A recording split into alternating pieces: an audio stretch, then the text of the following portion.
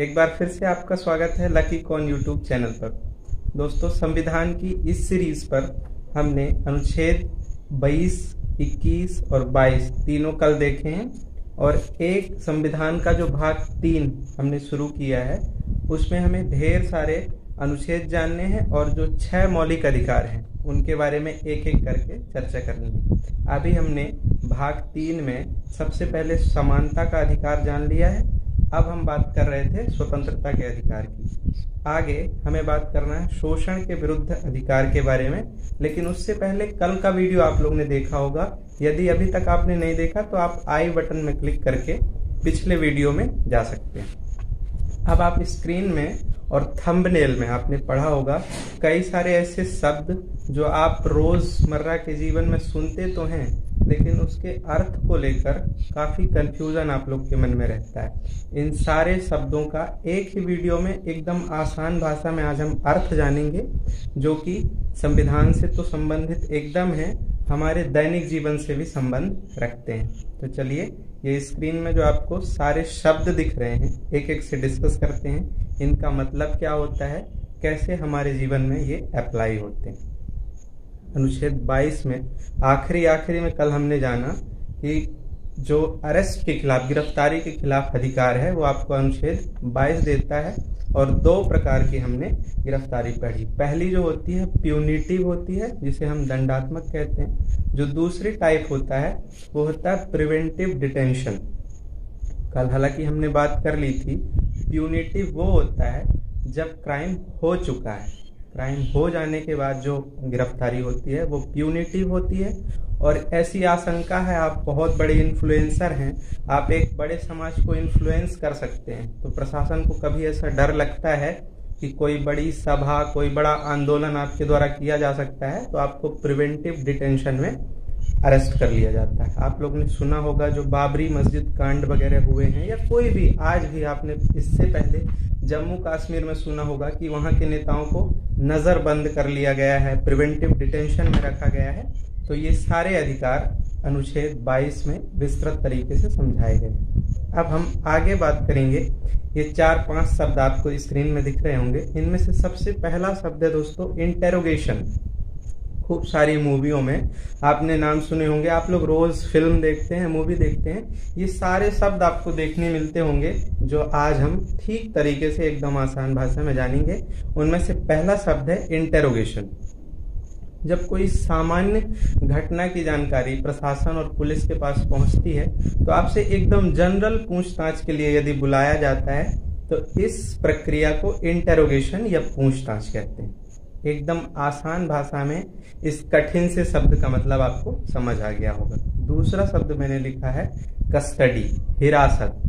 कोई ऐसी घटना या दुर्घटना हो गई है, आपसी झड़प हो गई है, बाजार में 2 लोग लड़ बैठे हैं, छोटा मोटा एक्सीडेंट हो गया है, ऐसे में जब सूचना प्रशासन या पुलिस के पास पहुंचती है तब आपसे सामान्य पूछताछ के लिए एकदम नॉर्मल बातचीत से थोड़ा आगे, आपको हो सकता है थाने में कुछ देर रखें, इस प्रक्रिया को कस्टडी या हिरासत कहते हैं।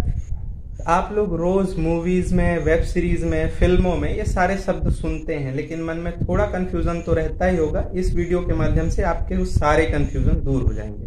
पहला हमने जाना इंटेरोगेशन, दूसरा हमने जाना कस्टडी, हिरासत। तीसरा शब्द आप लोग बहुत सालों से सुनते आ रहे हैं अरेस्ट। गिरफ्तारी का मतलब क्या होता है? तो जब कोई ऐसी घटना या दुर्घटना हो जाती है जिसमें क्षति की मात्रा ज्यादा होती है, मान लीजिए लड़ाई का स्तर ही है, थोड़ा ज्यादा लड़ाई हो गई है, एक्सीडेंट है तो थोड़ा ज्यादा हो गया है, या कोई किसी भी प्रकार का क्राइम है थोड़ी बड़े स्तर का हो गया है, तब शब्द प्रयोग किया जाता है गिरफ्तारी। गिरफ्तारी में आपको प्रशासन और पुलिस अपने पास ला के रख लेते हैं। कस्टडी मतलब थाने में रखने के बाद आपको जुडिशियल मजिस्ट्रेट के सामने 24 घंटे के भीतर पेश करने के लिए संविधान में लिखा है। दोस्तों, एक सीरीज संविधान की चल रही है, इसमें तो मैं सिर्फ आपको ऐसी चीजें पढ़ाऊंगा जो मूल संविधान में लिखी हैं, लेकिन प्रैक्टिकल जीवन में ऐसा बिल्कुल नहीं होता। आजकल वकीलों ने इतनी ज्यादा पढ़ाई कर ली है, इतनी ज्यादा पढ़ाई कर ली है कि हमारे ही संविधान के लिए एक तरह से थोड़ा सा खतरा बन बैठे हैं। संविधान में लिखा है कि किसी भी आरोपी जिस पर आरोप लगा है उसने गुनाह किया है या नहीं किया, इससे कोई मतलब नहीं है। यदि आरोपी को पुलिस हिरासत में रखी है तो 24 घंटे के अंदर मजिस्ट्रेट के सामने पेश करना है, ऐसा सिर्फ किताबों में लिखा है। लेकिन होता बिल्कुल नहीं है, क्योंकि वकीलों ने इतनी पढ़ाई कर रखी है और पुलिस वालों की मानसिकता थोड़ी सी बदल गई है। होता क्या है, एक छोटी सी कहानी बताता हूं वकीलों के होशियारीपन की। एक आरोपी को दूसरे राज्य से पकड़ के लाया गया, जिस मूल थाने का वो था, वहां से ले आए, कस्टडी का नाम देके अपने पास काफी समय तक रखे रहे। काफी समय तक रखने के बाद पूछताछ, अभी हम आगे जानेंगे कि पुलिस जब अपने पास रखती है तो क्या क्या करती है उसके साथ। तो सारा कुछ करने के बाद उसके वकील, जिसे पुलिस ने पकड़ा था, उसके वकील ने केस किया कि पुलिस ने 24 घंटे के अंदर मजिस्ट्रेट के सामने पेश ही नहीं किया।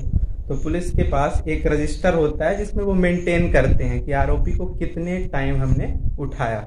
उस रजिस्टर में जो टाइम लिखेगा न्यायाधीश वही मानते हैं। तो उनने बता दिया कि हमने इतने टाइम पकड़ा था, अभी पकड़ा थोड़ी देर पहले, और पेश कर दिया, जबकि लाए कितने थे, 3 दिन पहले से। तो अब देखिए जो आरोपी का वकील था, थोड़ी उसने और ज्यादा पढ़ाई की थी, तो वो गया एक जगह पेट्रोल पंप में, उसने सीसीटीवी कैमरे की फोटो निकलवा ली और बोला ये देखिए पुलिस की जीप में आरोपी भी बैठा है, पुलिस भी बैठा है, और पुलिस इसको 3 दिन पहले पकड़ी है। लेकिन जो पुलिस वालों का वकील था वो उससे भी ज्यादा पढ़ाई कर लिया था। उसने बताया कि हाँ पकड़ के तो लाई थी, पेट्रोल भी डलवाए हैं, लेकिन लाए और छोड़ दिए, हम अपने पास रखे नहीं, पकड़े तो अभी हैं, जबकि 3 दिन पहले पकड़े थे। तो ये छोटी सी कहानी बताती है कि वकीलों की इतनी ज्यादा पढ़ाई हमारे देश के संविधान के लिए एक छोटा सा खतरा ही तैयार कर रही है। तो ये हो गई प्यूनिटिव, जो दंडात्मक गिरफ्तारी है, इसकी प्रक्रिया। इसमें आप वकील कर सकते हैं, आपको कुछ बताने की, बोलने की जरूरत नहीं है, आपको पूरा अधिकार है चुप रहने का।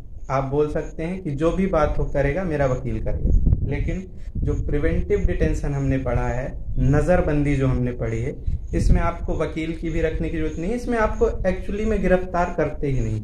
इसमें छोटे मोटे लोग तो होते ही नहीं है, बहुत बड़े इन्फ्लुएंसर को इसमें गिरफ्तार किया जाता है और इनको किसी होटल में, रेस्टोरेंट में या किसी फार्म हाउस में रख दिया जाता है ताकि जनता भड़के ना, कोई बड़ा आंदोलन ना हो। तो इंटरोगेशन, ये शब्दावली में हमने इंटरोगेशन जाना, कस्टडी के बारे में जाना और अरेस्ट या गिरफ्तारी के बारे में जाना। तो गिरफ्तारी का आपको समझ आ गया होगा कि जब कोई बड़ी दुर्घटना या कोई बड़ा केस होता है तो गिरफ्तारी होती है, 24 घंटे के अंदर मजिस्ट्रेट के सामने पेश करना पड़ता है, ऐसा किताबों में लिखा है। अब जो अगला शब्द है वो आपने सुना होगा, जुडिशियल कस्टडी। जब 24 घंटे के भीतर या कितने भी समय के भीतर आपको न्यायिक मजिस्ट्रेट के सामने पेश किया जाता है, तो मान लीजिए बिजी हैं या तुरंत तो सबूत अवेलेबल होते नहीं हैं, तो न्यायिक मजिस्ट्रेट आपको कह देता है कि इसको न्यायिक हिरासत, जिसको मैंने लिखा है जुडिशियल कस्टडी, न्यायिक हिरासत में रखते हैं। न्यायिक हिरासत एकदम सेफ जगह होती है, ये पुलिस के अंडर में नहीं, न्यायालय के अंदर में आती है। आपको न्यायिक हिरासत में रखा जाता है, इसमें कोई दिक्कत नहीं। ये सारी बातें संविधान में एज इट इज लिखी हैं जो मैं बता रहा हूं। अब जो सबसे लास्ट वाला शब्द मैंने लिखा है वो है पुलिस कस्टडी या पुलिस रिमांड। कई बार क्या होता है, केस काफी लंबे समय तक चलते रहते हैं और सबूत नहीं मिलते हैं, तब पुलिस वाले न्यायाधीश से, मजिस्ट्रेट से या न्याय विभाग से रिक्वेस्ट करते हैं कि हमें एक बार फिर से सीन रिक्रिएट करना है या सबूतों की जांच पड़ताल करना है, तो हमें आरोपी थोड़े दिनों के लिए चाहिए। तब न्यायिक मजिस्ट्रेट अपने साइन के माध्यम से कुछ दिन के लिए आरोपी को पुलिस वालों को सौंपता है, और जब आरोपी इस व्यवस्था के तौर पर पुलिस वालों के साथ रहता है तब इस प्रक्रिया को कहते हैं पुलिस रिमांड। तो आपने हर मूवी में, हर वेब सीरीज में, हर क्राइम सीन में ये सारे शब्द सुने होंगे। आशा करता हूं कि एकदम आसान भाषा में संविधान की सीरीज के साथ ये छोटे छोटे शब्दों का अर्थ आपके मन में एकदम क्लियर हो गया होगा। एक चीज आपने और सुनी होगी, अग्रिम जमानत या एंटीसिपेटरी बेल। ये लागू होती है गिरफ्तारी में, अरेस्ट जब आप होते हैं। तो मान लीजिए कोई धोखे से, अभी अपन जब गिरफ्तारी की बात कर रहे थे, आरोप की बात कर रहे थे, तो कई बार 2 तरीके से आप कोई भी गुनाह करते हैं। एक तो ये कि आपने खूब सारा प्लान बनाया और आपने किसी क्राइम को अंजाम दिया। दूसरा ये कि आवेश में कोई परिस्थिति ऐसी बनी कि आप देख रहे हैं अचानक भावावेश में आपसे कोई गुनाह, कोई क्राइम हो गया, तब मान लीजिए आपसे भावावेश में हो गया है, एंटीसिपेटरी आपके संविधान ने आपको एक सुरक्षात्मक व्यवस्था दी है। मान लीजिए कैसे भी आपने प्लान किया हो या आपसे भावावेश में, आवेश में आके गलती से कोई क्राइम हो गया हो, तो आप एंटीसिपेटरी बेल लेके अपने आप को सुरक्षित कर सकते हैं। इससे न्याय विभाग को, न्यायालय को या पूरे देश को ऐसा आप सबूत दे सकते हैं कि जो भी क्राइम हुआ तो है, लेकिन इसके पीछे कोई बहुत बड़ा प्लान नहीं था, धोखे से हो गया है। तब आपके साथ जो भी होगा उसमें थोड़ी सी सहूलियत आपको मिल सकती है। तो फिलहाल के लिए इतना ही। मिलते हैं संविधान की अगली सीरीज, संविधान के अगले वीडियो में। अगले वीडियो में हमें पढ़ना है शोषण के विरुद्ध अधिकार। इसी प्रकार से एक एक करके संविधान के सारे भाग, सारी अनुसूचियां और सारे अनुच्छेद आपको उंगलियों में याद हो जाएंगे। जुड़े रहिए लकी कॉन यूट्यूब चैनल के साथ। Thank you.